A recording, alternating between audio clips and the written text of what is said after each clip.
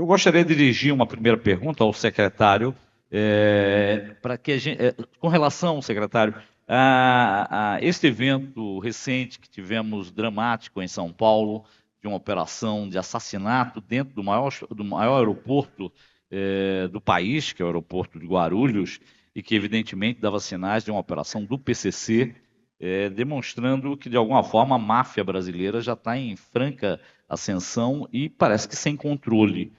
Como é que o senhor assiste a um episódio como esse? Que tipo de medidas alternativas podemos ter para que se evite que novas situações como a que assistimos ali aconteçam? Bom, realmente um evento lamentável, triste, que expõe o Brasil, na medida em que acontece de uma forma muito ousada, um dos maiores aeroportos da América Latina, muitas pessoas expostas ali a disparos de arma de fogo. Mas o que é importante destacarmos nisso? Primeiro, estamos no caminho correto porque já temos o diagnóstico de que não se trata mais aqui no Brasil de um crime organizado. Nós estamos um estágio acima. A atividade desta sexta-feira foi uma atividade típica de mafiosos, de vingança, aspas, permitam-me as aspas, queima de arquivo. Por quê? Porque ele já estava em processo de delação, e a boa notícia é que ele já tinha feito a delação para o Ministério Público, para o GAECO de São Paulo, para o promotor Lincoln Gaquia, que tomou os depoimentos, e ele realmente entregou o esquema de lavagem de dinheiro de facção criminosa, mas mais do que isso, corrupção de agentes públicos do sistema de segurança pública do Estado de São Paulo. Então, essa delação está feita, essa é a boa notícia. A má notícia é que está muito claro que nós precisamos cada vez mais ter um controle disso. Não é? Ele não quis o sistema de segurança que foi oferecido, porque ele queria ter liberdade, mas, ao mesmo tempo, isso fica claro, o poder dessas máfias, o poder de infiltração dessas máfias, daí a necessidade urgente de resposta. Eu quero dizer e pontuar rapidamente, já terminando aqui a minha fala, nós estamos fomentando o trabalho em rede de todas as agências de segurança pública no Brasil.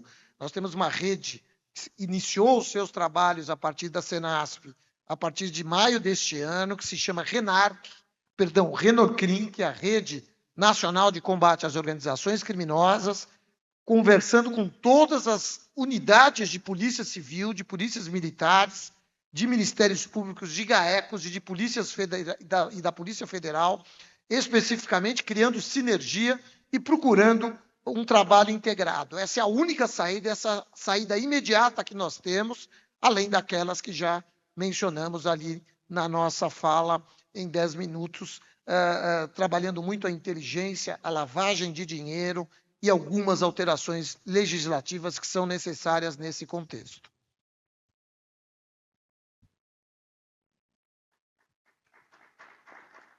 Bom, se alguém quiser se inscrever para as perguntas, como o Carlos Marques já disse, pode levantar o braço, e eu vou fazer uma pergunta enquanto isso ao doutor Sarrubo, mas a partir da exposição do doutor Paulo Henrique, que falou bastante sobre o crime cibernético, os crimes cibernéticos financeiros, digamos, a partir da manipulação das tecnologias que fazem parte do nosso dia a dia, é o roubo do celular, é a clonagem do celular, é a clonagem da conta de WhatsApp, é o acesso aos aplicativos dos bancos, né?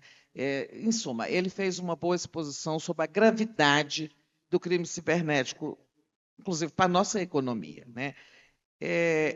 Doutor Sarrubo, eu queria saber, diante da divisão de atribuições entre a União, os Estados, onde fica o crime cibernético, que também é nacional, né?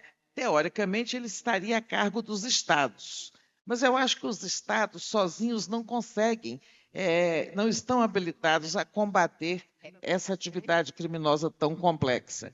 Eu lhe pergunto se na PEC da segurança que o governo já apresentou aos governadores e está em debate, existe algum ponto abordando o problema do crime cibernético. Não. Na verdade, a PEC ela traz 3 eixos fundamentais. O primeiro deles é a consagração de uma lei que foi aprovada em 2018, que é a lei do SUSP, Sistema Único de Segurança Pública, em que essa lei ela já dá à União a coordenação de um trabalho integrado no sistema de segurança pública. E a coordenação desse trabalho integrado envolve todos os aspectos, todas as vertentes da segurança pública, como, por exemplo, os crimes cibernéticos. Então, tem que haver uma coordenação nacional. Ela já existe hoje na Senasp, na Secretaria Nacional, nós temos o Cyberlab. O Cyberlab tem fomentado ações integradas em nível nacional e internacional. Recentemente, nós fizemos a operação, agora, eu não sou muito bom de cibernético, mas acho que é 347, que é um númerozinho que aparece quando dá algo errado, acho que é 347, né? Foi uma operação com 5 países aqui estrangeiros, 4 da América Latina e 1 da Europa, mais 8 estados em que nós derrubamos sites piratas, que vendem produtos piratas que prejudicam sobremaneira a indústria nacional. Portanto, o caminho é a especialização, o caminho é o investimento em tecnologia. Eu me lembro, na Procuradoria-Geral de Justiça, eu logo que assumi no Ministério Público de São Paulo, fui procurador-geral de 2020 a março deste ano, eu criei o CyberGaeco. E na pandemia, o CyberGaeco teve uma atividade que eu considerei fundamental, porque nós tínhamos vários sites vendendo, por exemplo, aquela questão do álcool gel, né? Álcool gel que não tinha as especificidades legais. Nós derrubávamos assim milhares de sites por semana que procuravam enganar a população. Então, nós temos que investir em tecnologia e não podemos dispor da chamada integração. Esse é um tema de Polícia Federal, mas é um tema também dos estados, que tem que investir. Os ministérios públicos, eu venho do Ministério Público, por isso que eu me refiro tanto à instituição, mas é muito importante que tenham unidades especializadas para que possam agir juntamente com o sistema de segurança pública, com a Polícia Civil, com a Polícia Federal, e é um mundo sem fronteiras. Eu gosto até de dizer, eu não tenho mais filho pequeno, ainda bem, mas eu hoje teria mais medo de um filho trancado no quarto com um computador do que se ele estivesse na rua. É muito perigoso esse mundo digital. Muito obrigado ao secretário. Eu vou encaminhar agora uma pergunta ao Paulo Henrique Costa. Paulo Henrique, você citou aqui também essa questão da segurança jurídica, que é, aliás, tema desse nosso evento. E acho que, de fato, o Brasil tem sido sistematicamente criticado por conta da flexibilidade legal, da interpretação de contratos da forma mais variada possível. Você acha que a crítica procede? Como é que a gente pode melhorar esse sistema para que a previsibilidade seja realmente algo que aconteça em nosso país? Obrigado pela pergunta, Carlos. A gente um tanto se acostumou com esse dito de que no Brasil até o passado é incerto, né? E muitas vezes essa incerteza certamente impacta em todo o ambiente de negócios e especificamente no caso de banco, em como a gente se guia no dia a dia nas decisões, principalmente ligadas a crédito. Mas eu acho que a gente podia olhar aqui a parte cheia ou a parte vazia do copo, e eu vou preferir olhar a parte cheia do copo. Acho que nos últimos anos a gente vem passando por uma transformação, principalmente naquilo que envolve instituições financeiras, bastante grande. Desde o Instituto da Alienação Fiduciária, lá no passado, no início dos anos 2000, quando a gente saiu do regime hipotecário e migramos para um ambiente de alienação fiduciária que teve um impacto extremamente grande no desenvolvimento do setor imobiliário, ou pelo menos no acesso ao crédito no setor imobiliário no país. Mais recentemente, a gente começou a tratar de um sistema de controle de garantias, uma clearing de garantias, que permite que os recebíveis sejam depositados, sejam acessíveis, estejam visíveis e possam ser conhecidos e bloqueados pelas instituições financeiras. Há um pouco de mais tempo atrás, a própria clearing da B3 passou a registrar uma série de contratos e emissões de títulos. São avanços que a gente tem tido nos últimos anos. Então, eu acho que a gente precisa reconhecer os avanços que tivemos nos últimos anos, o quanto o acesso às garantias e a capacidade de execução dessas garantias no sistema financeiro vem aumentando e como isso vem contribuindo para o crédito. Claro, quando a gente fala de ambiente jurídico, ainda existem uma série de questões que precisam ser endereçadas, né? Mudanças recentes de interpretação, em especial em questões fiscais, que afetam de maneira significativamente o ambiente de negócios são relevantes. Eu acho que isso faz parte de um processo de amadurecimento, Carlos. Claro que incomoda, claro que traz incerteza, mas existe um processo de amadurecimento institucional. É uma pena que o presidente Rodrigo Pacheco tenha saído. Eu acho que a gente precisa inserir isso na pauta de fato do legislativo, para que a gente possa devagarzinho ir construindo novos marcos, novas referências, para que essa incerteza seja diminuída sempre. Acho que a gente tem que olhar mais aqui a direção que a gente está caminhando do que efetivamente o ponto. Eu acho que essa direção é favorável. Obrigado, Paulo Henrique. Eu vou passar a palavra agora ao Paulo Otávio, que também tem uma pergunta a fazer aqui para nossos palestrantes. Por favor, Paulo Otávio.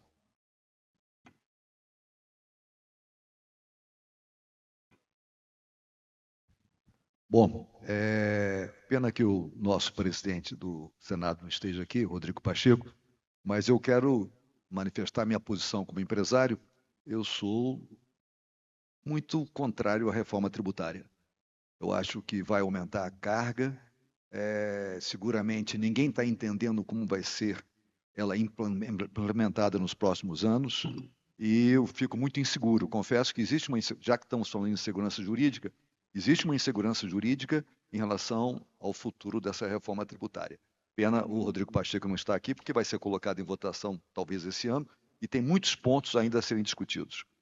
Bom, em relação ao que o Mário colocou, que Paulo Otávio, eu vou te interromper um pouco para informar que está entrando agora aqui no nosso fórum o presidente do Supremo Tribunal Federal, Luiz Roberto Barroso, a quem peço uma salva de palmas. E, passando a pergunta ao Paulo Otávio, logo a seguir nós vamos chamar para ouvirmos a sua palavra o presidente do Supremo Tribunal. Mas, Paulo Otávio, pode seguir com a sua pergunta? Bom, Mário, em 1992 eu acompanhei com Marco Sintra, com Flávio Rocha, o projeto da criação do imposto sobre transações financeiras, um imposto que eliminaria a circulação de dinheiro no país.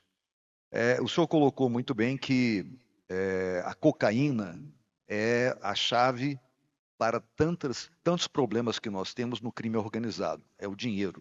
A cocaína é comprada com dinheiro.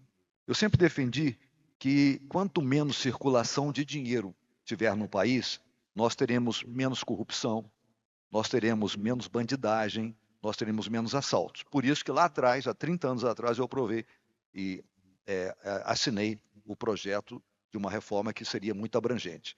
O Paulo Henrique, que comanda um banco importante, sabe muito bem hoje como o Brasil mudou. E foi aqui colocado, o telefone hoje funciona, o Pix foi uma grande invenção do Banco Central. Então, a sociedade mudou. Aí eu lhe pergunto, se nós conseguirmos, não essa reforma tributária que está aí, mas se fizéssemos uma reforma realmente abrangente, acabando com tanta papelada que nós temos no setor produtivo aqui, quem é empresário sabe como é difícil no Brasil hoje você manter uma empresa. Eu tenho mais contador do que... Eu tenho 20 contadores trabalhando comigo. É muito difícil. Eu vejo empresas americanas iguais à nossa que têm 5 contadores. Então, o Brasil é muito difícil.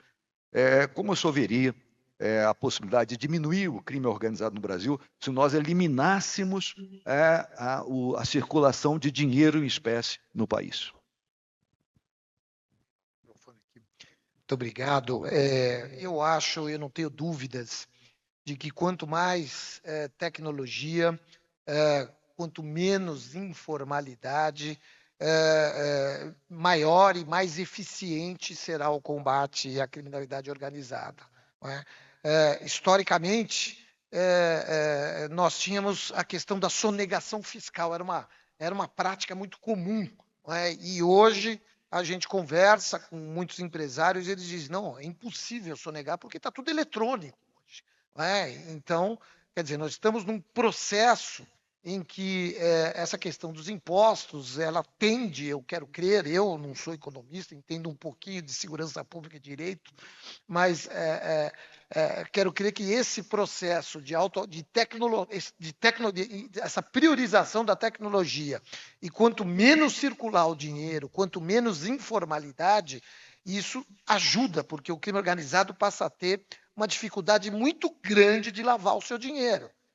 Tanto isso é verdade que hoje nós temos um grande problema de lavagem de dinheiro aonde? Na Amazônia, justamente porque é um espaço de pouco controle pelo Estado brasileiro, até é uma grande floresta, é um espaço territorial muito grande, e lá o crime organizado se instalou cuidando ali de mineração ilegal, madeira, e ali está lavando o seu dinheiro até com uma visão de que estão praticando crime de menor potencial ofensivo ali, porque é crime ambiental. Por quê? Porque ali ainda circula dinheiro, ali a tecnologia ainda não está enraizada. Quanto mais nós avançarmos nesse contexto que o senhor falou, eu tenho certeza, maiores serão as dificuldades da criminalidade organizada num contexto de Brasil e até mesmo de América Latina. Com certeza é uma saída importante.